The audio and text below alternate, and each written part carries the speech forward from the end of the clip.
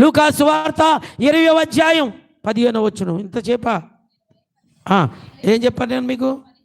15, 20 జరగండి. వాడింకా దూరంగా ఉన్నప్పుడు తండ్రి వానిని చూచి వాడింకా దూరంగా ఉన్నప్పుడు తండ్రి వానిని చూచి కనికరపడ్డాడు.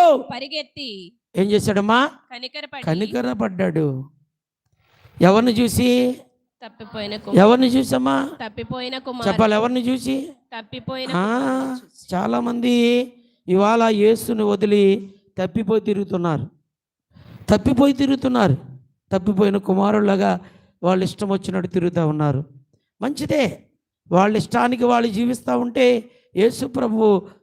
యేసు ప్రభుల వారి దగ్గరికి ఆ తప్పిపోయిన కుమారుడు తిరిగి మరలా వస్తున్నాడట. అప్పుడు దూరము నుండి చూచి ఆ తండ్రి ఏమయ్యాడు? పరిగెత్తి ఆ తండ్రి